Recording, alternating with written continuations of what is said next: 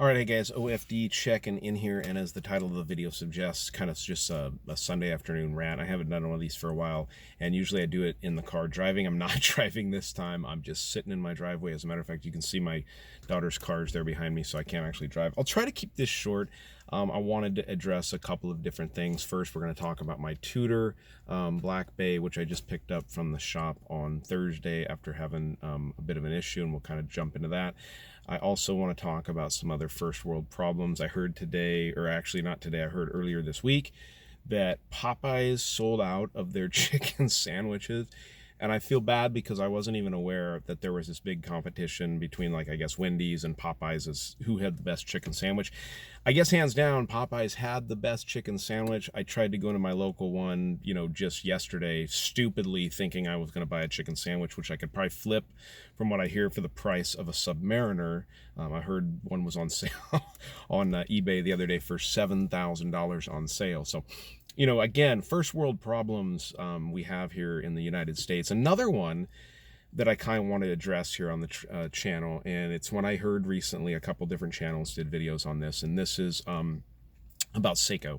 About Seiko watches, and some YouTubers, some pretty big YouTubers are just flat giving up on Seiko. They're just done, they're walking away. And, I watch the videos and I read the comments, and again, first world problems, right? Here we are buying $200 to $500 watches, sometimes slightly more, and expecting absolute perfection. We expect everything to be done perfectly. And I'm one that has complained on my channel about the alignment issues. I personally have never had a problem with a Seiko movement. I have Seikos going back to the 80s, and I've never had a problem with a Seiko movement. Granted, my first Seiko was a quartz 7548, which is a quartz movement based on the 6309, so it's a steel movement, real tough movement. But I've never had any problems with my Seikos. I've never had any major running issues with a Seiko watch. If you look at the parameter and the ranges that even the 6R15, one of their better movements, is supposed to run in, they're not the most precise watches in the world, but I've had a number of watches that run in the +2 to +4 a day range. I don't have a problem with it. Now, I have also heard complaints from people over the fact that some of Seiko's parts are made in China. Lo and behold, that's amazing, right? I don't think that should really be big news to anyone. Seiko has been making parts and casing watches in Malaysia for a number of years, and a number of Seikos, people have compared the Malaysian ones to the Japanese, the JDM models only. Not really a big deal. As a matter of fact, a lot of people thought in the SKXs anyways, the Malaysian version was a better watch. So, I think there's some kind of unrealistic expectations people put on a company like Seiko watches, and I really don't think it's deserved. Do I want aligned chapter rings? Absolutely I do. Do I want the bezels to line up perfectly? I absolutely do. But I think that saying you're going to walk away from a brand like Seiko because they've got these issues over the last few years, and even Sapphire, I hear people commenting on Sapphire that everyone is, all the micros are using Sapphire nowadays, and that Seiko should too.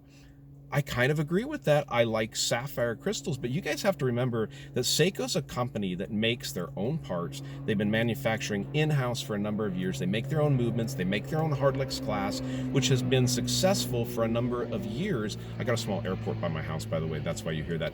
But they've been super successful with that for years. So they should keep using what they've manufactured. They should keep using what they've been successful with. Some newer models, the SBDC 053, the Blue Hole that Scott Stoffert Watches Galore just picked up, they are running sapphire crystals in those watches. Now, you're paying more for those watches. You're getting up into that $550 to $600 price range. In-house movement by Seiko. Dia shield protection. A lot of things inside that movement are proprietary to Seiko watches. So I just have a bit of a problem. You guys, I know I'm a Seiko lover. I love Seiko watches. I've got a ton in the collection, but I really have a problem when people are like, hey, I'm going to walk away from Seiko and I'm done with it. And, ever since I had this or ever since I had that, I'm walking away. Those are, very rare things. I mean, honestly, I'm a guy that's owned Seiko for years, and if you're breaking Seikos a lot, you're doing something wrong, I have to tell you, because I've had mine for years. So, okay, that's my rant on Seiko, and I'm done with that. Now, getting on to the Tudor-a-bang. So my Tudor Black Bay, I've had this watch for about, I don't know, maybe 3 months. And I love the watch. I absolutely love it. God, it's hot here in California. I'm in Central California. It's hot. Got the windows open, but air's not on. But had the watch for about 3 months, and unfortunately, guys, about a month and a half ago, I actually dropped the watch. Dropped it from probably over 3 feet onto my tile floor in my bathroom. I was taken off to get in the shower, which I always do, and I dropped my watch on the floor. And it was on the bracelet. It wasn't on a rubber strap. It's on a Vario elastic right now. But it hit the floor so hard that it made me sick to my stomach, and I was just devastated. Did some minor cosmetic damage to the case, which a friend of mine, God bless him, he was able to clean it up really nicely, not even noticeable.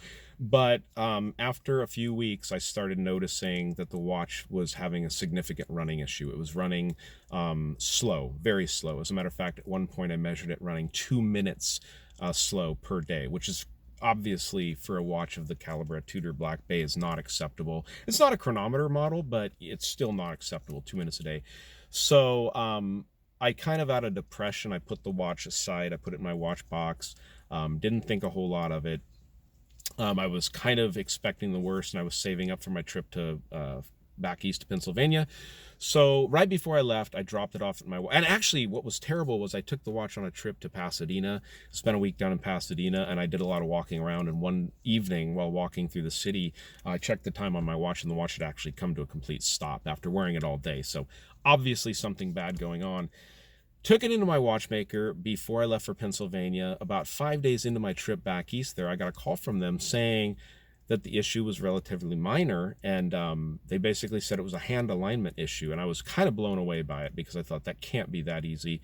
Quoted me $50. So came back, and just the other day I went to my watchmaker and picked it up, and lo and behold, the impact had misaligned the second hand, and it was catching around the 4 o'clock position and slowing down on the minute hand. Simple fix. I've known my watchmaker since grammar school. Great guy here in Fresno, California, Caucasian Jewelers. If you guys are looking for anybody, they do great work. But he was able to fix the watch up, charge me $40, and I'm wearing the watch. It's keeping spectacular time. I'm measuring it at +2 seconds per day right now, which is spectacular.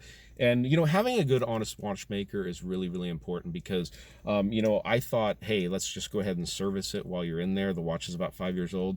He said, Aaron, the movement in there looks perfect. It looks cherry. He said the oil in the movement still looked nice and fresh, and that really there was no reason to go through a service on the watch because of that. So, all right, guys, that's it. I think I'm going to go try to order a Popeye's chicken sandwich once again today and get laughed out of the store, but I'm going to give it a try. I think I should. I should try to get that chicken sandwich. Why can't they just take, like, their chicken fingers and put them on a bun? I mean, I don't understand that, but maybe there was something really special about that chicken sandwich. So, all right, guys, if you stuck around to watch this entire video of me sitting in my car getting hot, thank you so much, guys, for doing that. You know what? If you're looking at the Tudor Black Bay, it's a great watch, and it can take a licking and keep on ticking, obviously, because OFD played basketball like with this watch, and it's running perfect. So, and having a good watchmaker, super important. First world problems with chicken sandwiches and Seiko, guys. Nothing I can do about that, but let you guys know how I actually feel about it. So, all right, guys, that's the end of the video. If you like it, give me a thumbs up down there at the bottom. And if you've not subscribed to the OFD channel yet, please do. Please do. All right, thanks, guys.